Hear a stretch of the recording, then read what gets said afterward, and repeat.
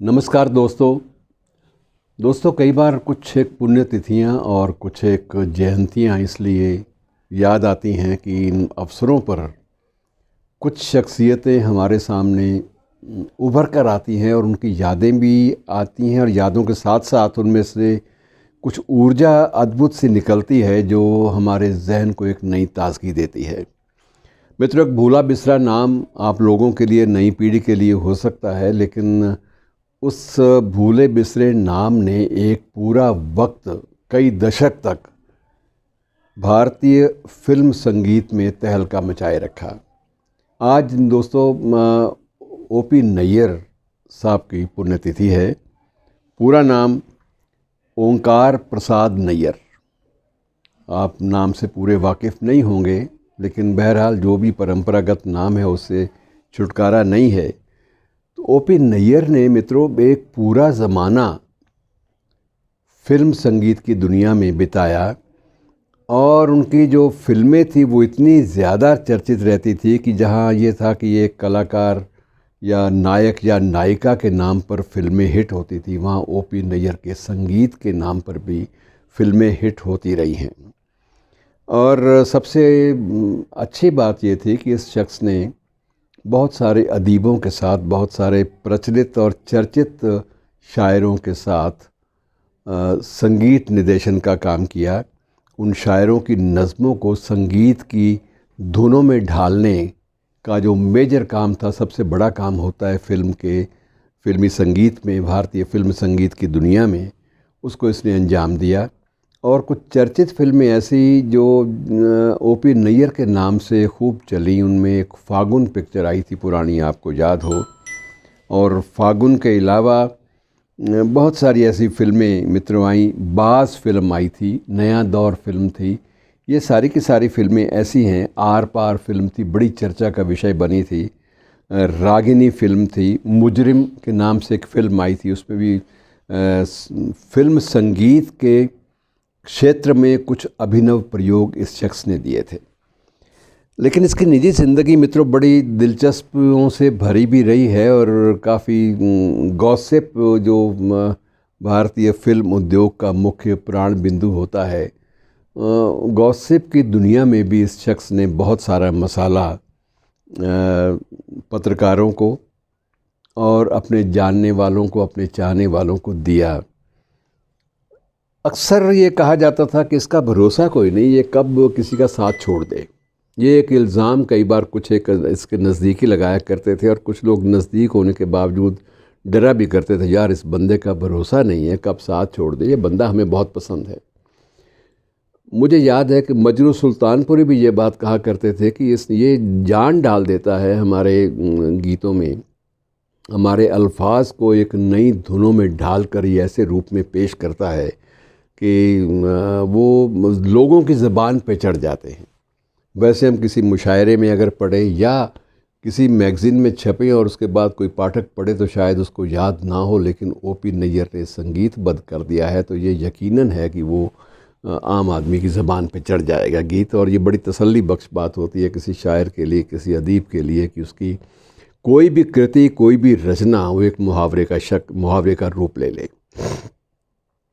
मित्रों, ये इनकी चर्चा बहुत लोगों के साथ संबंधों के बारे में रही और एक ही सख्त पसंदगी और सख्त नापसंदगी, इन दोनों बातों के लिए ओपी नैयर को जाना जाता रहा है।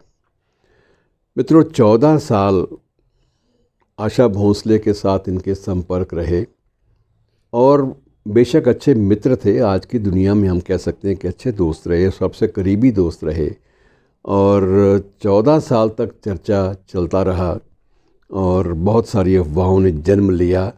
लेकिन उसके बाद जब संबंध टूटे तो ऐसे टूटे कि ना ओपी नैयर साहब ने कभी आशा भोंसले का हालचाल पूछा और ना आशा भोंसले कभी इस बात में दिलचस्पी आशा भोंसले ने ली कि ओपी नैयर कैसे हैं। और दिलचस्प बात यह भी है कि इनकी पत्नी जो स्वयं एक गीतकार भी थी और गायिका भी थी, उसका एक गीत विशेष रूप से प्रीतम आन मिलो, आपको याद हो तो पुराने गीतों की श्रृंखला में बहुत ही बेहद लोकप्रिय गीत था और उसको सबसे पहले CH आत्मा ने गाया था और बाद में श्रीमती नैयर ने गाया था। इतना अच्छा गीत जो बिल्कुल हर एक व्यक्ति अकेले क्षणों में, अकेले लम्हों में जिस गीत को बार बार सुनने के लिए तरसता हो, मन करता हो उसका, और इतना अच्छा गीत जो गाया हो स्वयं श्रीमती नैयर ने और संगीतबद्ध भी ओपी नैयर ने किया हो, और उसके बाद रिश्तों में ऐसी खटास कि श्रीमान जी अपने अंतिम दिनों में अपनी वसीयत में लिख गए कि मेरी जो फ्यूनरल है, मेरी जो अंतिम क्रिया है, अंतिम रस्में हैं, उनमें मेरी पत्नी को बिल्कुल ना आने दिया जाए, वरना मेरी आत्मा को कष्ट पहुंचेगा। तो बड़ी अजीब सी बातें लगती है। बहरहाल ज़िंदगी में खटास के क्षण भी आते हैं, मिठास के भी आते हैं, लेकिन उन खटास और मिठास को आप अगर सख्त नापसंदगी और सख्त पसंदगी का रूप दे देंगे तो मित्रों बात बनेगी नहीं, आपके किरदार पर कहीं ना कहीं खरोंचें आती हैं।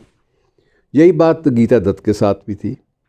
गीता दत्त को इस बात का श्रेय दिया जाता है कि उसने सबसे पहले फिल्म संगीत की दुनिया में इस शख्स को इंट्रोड्यूस करवाया और अपने पति गुरुदत्त से कहकर इसको पहली फिल्म दिलाई कि ये शख्स मेधावी है, ये बहुत समझता है और संगीत की दुनिया को और फिल्म संगीत की बहुत गहरी सूझबूझ इस बंदे में है, इसको अवसर दिया जाना चाहिए।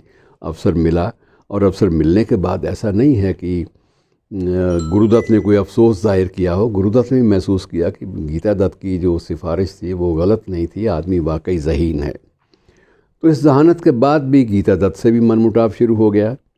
तो ये कई नाम ऐसे जुड़े जिन नामों की बदौलत एक इनका करैक्टर ये उभरा कि ये शख्स पता नहीं कब किसको नापसंदगी की मोहर लगाकर हाशिए पे सरका दे, ये कर सकता है।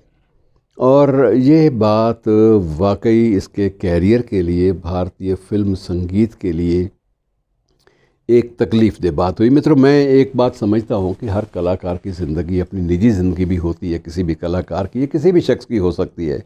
लेकिन निजी ज़िंदगी में अगर आप एक सार्वजनिक भूमिका आपको मिली है, एक पब्लिक प्लेटफॉर्म मिला है, एक ऐसी भूमिका मिली है जिसका संबंध आम आदमी से है, सार्वजनिक ज़िंदगी से है, तो उस वक्त कम से कम आपको इस बात का गुरेज करना पड़ता है कि आपकी निजी जो बातें हैं उनके आधार पर आप प्रकाश में ना आएँ।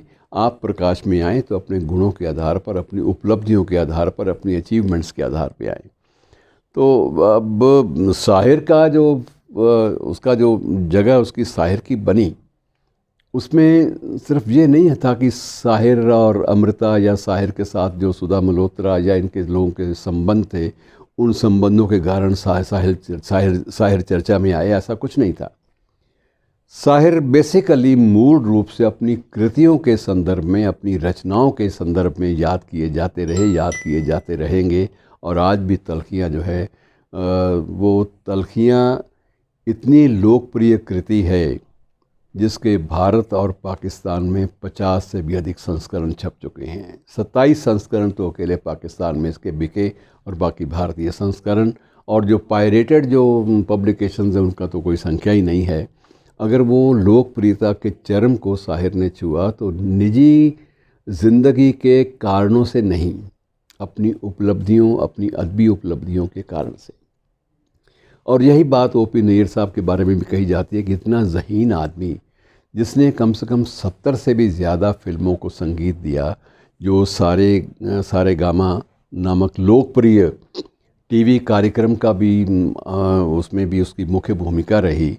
ऐसा शख्स जो लोकप्रियता की हदें छू चुका हो, वो निजी ज़िंदगी में किसी निजी कारण से अगर विवाद का विषय बनता है तो वो तकलीफ़ होती है कि नहीं यार, निजी ज़िंदगी और अपनी जो कला और जो अदब की ज़िंदगी, उसको ज़रा थोड़ा सा उसमें कहीं ना कहीं महीन सी एक उसमें फ़र्क हमें रखना चाहिए, सीमा रेखा होनी चाहिए।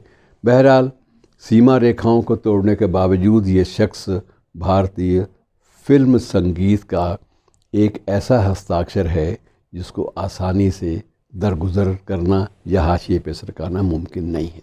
शुक्रिया दोस्तों।